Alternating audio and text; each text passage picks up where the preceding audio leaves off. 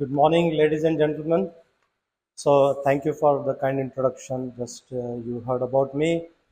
I am from Global Carbon Council, which is an initiative of GORD, Gulf Organization for Research and Development. We are based in Doha, and the GORD is basically in the business of sustainability. It offers green building rating certification system called GSAS. It is into research and development, academy, and of course, the Global Carbon Council. And recently, it has announced the Center of Excellence on Climate Action. So, Climate Action Center of Excellence has been announced in COP28, and in which we are helping the countries and public sector and private sector in handholding in policy and implementation drive on climate action. My topic of the day, you may see it slightly modified. It is the critical role of carbon market in low carbon journey of cities and agriculture sector. So keeping in the theme with the conference, I added cities also in my presentation. Earlier it was only limited to agriculture. So this is the first slide which I want to bring to depict the importance of the carbon markets in coming days and coming years to reach to the net zero goal. This is the report that you see from United Nations Environmental Program 2022.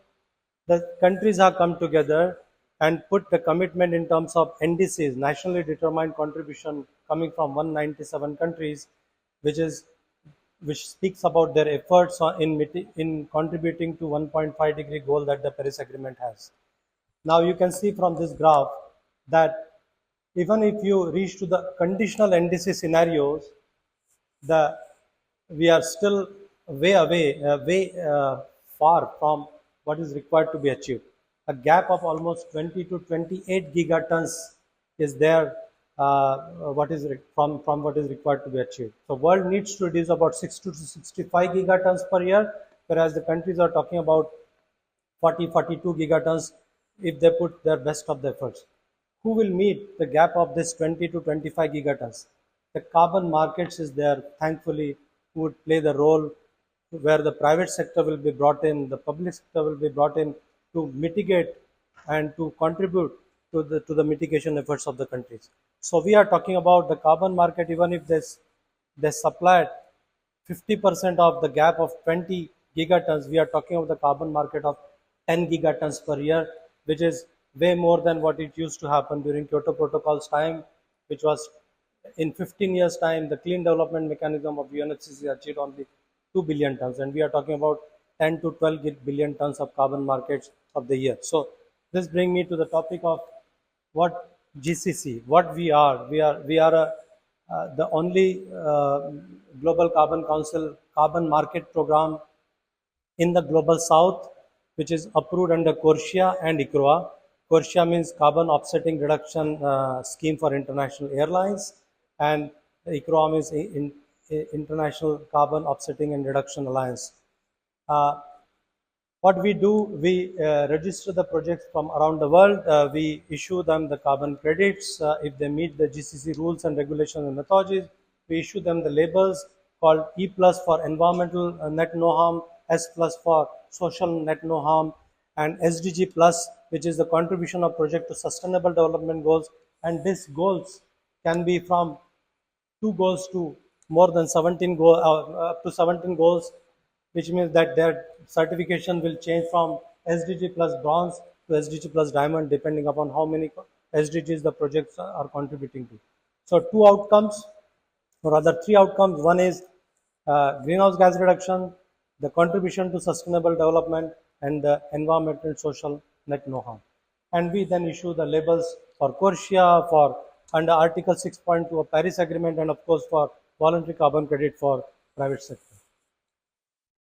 So this is our kind of a governance structure. The advisory board is giving us a strategic direction. There is a steering committee, independent steering committees with 10 experts sitting around the world, helping to approve our projects and issuances of the carbon credits. The regulatory committee is responsible for approving our standard. We at the GCC operations team sitting in Doha act as a secretariat and help to meet the goals of these projects. So basically, we are helping to catalyze climate action by issuing carbon credit. These carbon credits are sold. They are issued on the carbon registry, and then from there they are sold. They are sold at the rate of $5, $10, $20, or even some projects are going up to $50 as well. So this is our institutional framework. Project owner submit the project to us. Project supporter buys the credits and they supply the necessary climate finance to the project, and so on and so forth. There are GCC approved verifiers who go on the site. They check whether the project meets all the rules and regulations or not, and they make a recommendation to us. We make our own due diligence on top of it, make a recommendation to steering committee, and finally steering committee agrees to approve the project or issue the carbon credits. And then public stakeholders, because it's a program of high transparency, we make everything available on the public. Public can comment, criticize the project, and all those comments are taken into account from the world community in the evaluation of projects. So this is our advisory board made of 11 members. The ex-deputy secretary of UNFCCC is a part of our advisory board. Ex-director of UNFCCC is a part of. Even the Justin Bundy, who was the ex-sustainability advisor to Prince of Wales, is also on our advisory board as well. So very prominent figures that you can see on our committees. Almost 100 people are supporting this program now from around the world. So we are approved under CORSIA, as I said, and ICROA. We are waiting for our final approval for the first phase of CORSIA. Pilot phase we already been approved. So which means that our carbon credits meet the best code of best practices, and they can be used safely by the private organizations or governments to meet their carbon neutrality or net zero goals. So yeah, so this is our journey. We have about 1494 projects, almost 1500 projects received from 45 countries now in different sectors of the economy: renewables, energy efficiency, waste energy, carbon capture and storage, and so on and so forth. Almost 2 billion carbon credit will issue in next 8 years time. This is how we have grown. 2016 we are launched in Doha, and now we are in 2023 where 1494 projects have been submitted, and yeah, we are growing. We are receiving many comments. So these are the kind of labels that we issue and the kind of SDGs that the projects have contributed to. As you can see, almost all the SDGs have been contributed to by based on our standard. And this is kind of an example of one of the Oman project, the Bower wetland project, where they are avoiding the pumping of produced water from Petroleum Development Oman. They are avoiding the pumping. Almost 15 megawatt of pumping power has been avoided, and a whole green wetland has been created in the mid of desert, where this wetland is eating away the hydrocarbon of the water, and the irrigation quality water has been produced out of it, and this is doing a lot of irrigation in the middle of the desert. So you can see almost 100,000 tons of CO2 has been avoided, but at the same time it is also adding to sustainable development benefits. So this is the kind of registration, issuance, transaction, exchanges, national registry. I will not go into details of this, but this is the kind of a flow that any project follows. It gets submitted to our standard. It follows a registration process. It follows the issuance process, and the credits are then transferred to international exchanges. From there, they are bought and sold, and even the national registries are getting connected to GCC, and the Climate Action Data Trust of the World Bank is also connected to us now. And then finally, we will, when the infrastructure would be ready under Paris Agreement, we would all be connected to the UNFCCC's Central Accounting and Recording Platform to keep the global stocktake of emissions. So we are doing a lot of partnership and collaboration. Singapore, Egypt, RICRI in the Egypt Regional Center for Renewable Energy and Energy Efficiency, based out of Egypt. We are also talking to Jordan Ministry of Environment, MOU with the Saudi Arabia's exchange under Public Investment Fund. Other MOUs are initiated with Ghana, Morocco, Seychelles, Thailand, and many other countries. Uh, so these are the areas we are working on: nature-based solutions, grid-connected battery storage with the World Bank, green hydrogen, low-carbon transportation, HF refrigerant switch, and so on and so forth. So coming to my focus on the cities, this was, sorry for a long time introducing you to GCC. Probably one has to understand what is a carbon market instrument before we get into the nitty-gritties of the sectors. So cities. The cities are responsible for almost 70 to 75% of energy consumptions around the world, 75 plus, I would say, and they are responsible for 60% of the global emissions. So we can think about the importance of city in the global mitigation effort.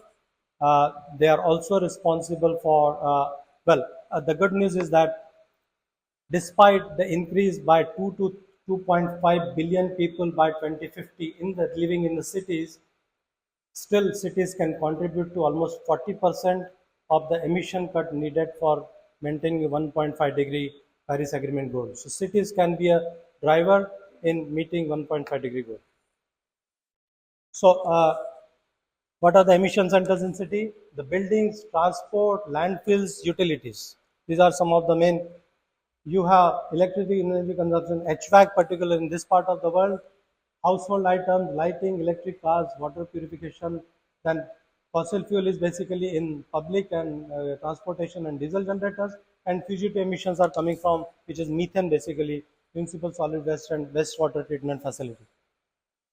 Uh, Factors affecting GHG emissions: the denser cities have lower emissions per capita because more people living in the lower space, the sharing utilities between them, they have lower per capita emissions. The land use mix in the neighborhood, which is including residence, office, market, school, and other destination, would also impact on the emissions. The connectivity in the cities, for example, Amsterdam, most bike city in the world, has already reduced its emission by 55% in transportation by allowing bikes, right? So small blocks, shorter trips, bicycle use, public transport, all these things. Doha Metro has been launched and now it is getting popular, so it will definitely move away a lot of SUVs from the road. Yeah, so it will take away a lot of SUVs from the road. Construction material, which is being manufactured for cities, steel, cement, has high carbon footprint, and they are one of the hard to abate sectors as such. And then urban geometry, the building orientation, narrow street, no shades and wind, and on top of the several policy solutions that Professor Simon talked about in my previous carbon market becomes one of the key driver to bring these possible solutions for the cities. So what are the solutions? Build better green public transport, go green on the green spaces in planning, encourage cycling or walking, adopt to electrical drives, particularly when they are solar driven or wind driven. Uh, smart water use, particularly in this part of the world. I must say that GCC has developed a tool where we can actually know the carbon footprint of the water. We use desalinated water in the cities, and desalinated water has a carbon footprint of almost, Qatar has almost 0.15 ton CO2 per cubic meter of water, right? So if we are reducing the water, we are not only saving the water, but we are also saving the carbon emissions. Smart waste handling, so segregation at source. At the same time, landfill gas flaring, landfill gas power generation, segregation of waste, plastic recycling, so many emission reduction opportunities that the cities have. And then the smart tools like carbon calculator, green events tool. The GORD is running one of the green events tool. The only organizer of the green events tool around the world, which is run by the United Nations Environmental Program and UNFCCC. So we are the global operator for green events tool. Through this web-based platform, we help to certify those events which are operating well, which are high performing events in terms of carbon. So there are several methodologies available from United Nations, from GCC on different sectors like solar water heating, demand side energy efficiency in fuel switching, and installation of cogeneration, trigeneration system, and many opportunities that methodologies talk about for cities. The countries, the project proponents can use these methodologies, make a submissions to the carbon market program like us, and gain the carbon credit to finance their green activities. Basically. So this is something that I wanted to share with you that we are working on right now. We are working on scaling up domestic building sector mitigation right now with GSAS.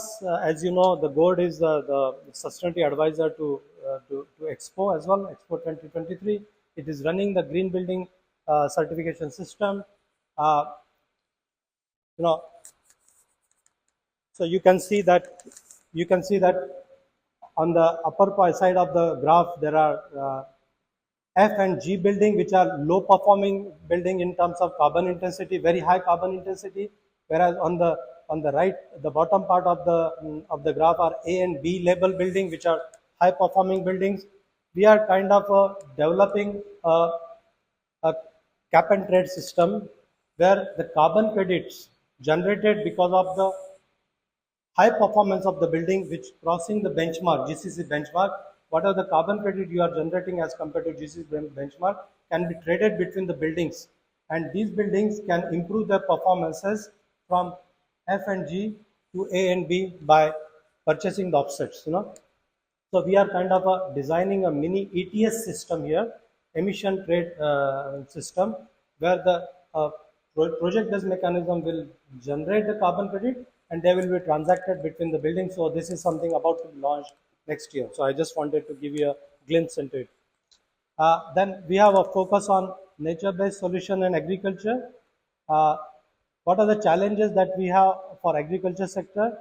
The already because of climate change impacts, the productivity of land is going down, water scarcity, financial shortage with the poor farmers to go ahead with the green practices, desertification and land degradation, and the fertilizer subsidies is another big problem in many of the countries which are spending billions of dollars in subsidizing the fertilizers for the poor farmers. But there are several opportunities exist to be able to meet these challenges. Uh, Here, why NBS? As you can see, Apollo sector is almost responsible for almost I would say 22% of the global emissions, which includes agriculture, forestry, and land use change sector, right? Of which biomass burning is only 0.1%, synthetic is 0.75%, but one of the biggest one are LULUCF 11%, and enteric fermentation is also a big sector where a lot of possibility of emission reductions exist. So why nature-based solutions? Because nature-based solutions protect uh, and manages sustainability. It restores natural or modified ecosystems that adds societal changes effectively and adaptively, and simultaneously providing human well-being and biodiversity benefit. As you can see from that graph, uh, the biodiversity is the key benefit. On the top of it, GHG reduction, food and flood and erosion control, coastal defense. So many added advantages are there when you implement implement the nature-based solutions, and not only the emission reductions or removals. So, what are the eligible project activities under GCC? Afforestation, reforestation, forest restoration, improved forest management, and urban forestry. Urban forestry, I want to bring in especially the parks in the cities can also be developed, and the funding of such thing can be managed through the carbon credits. Agroforestry, revegetation and agriculture land management, and wetland and mangroves restoration. These are the areas in which we are active. We are receiving project. We are developing our. So there is almost 10 gigaton potential exists in the agriculture sector. 4 gigatons can come from forests, grasslands, and more. You need to manage lands for crops and grazing and and timber, and you need to restore forest, wetland, and many more things.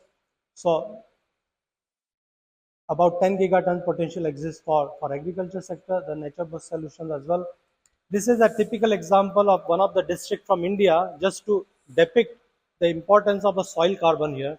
You can see in this graph, one of the district, that in a very small area, the concentration of soil organic carbon changes from tons per hectare, less than 10 tons per hectare to 40 tons per hectare, which shows that depending upon the nature of the soil, you have a potential of restoring the carbon into it. It becomes the, I would say, the sink of the carbon if you properly manage the soil, right? And this is one of the example of India natural farming project. When you move from chemical farming, the fertilizer farming, to the natural farming, you not only improve, so basically you improve the yield by 2 times. The soil cover improves from 120 days to 120 to 150 days to 365 days per year. Your water holding capacity, the soil compactness decreases water holding capacity, whereas it increases, the natural farming increases the water holding capacity. The soil erosion is weaker in case of natural farming.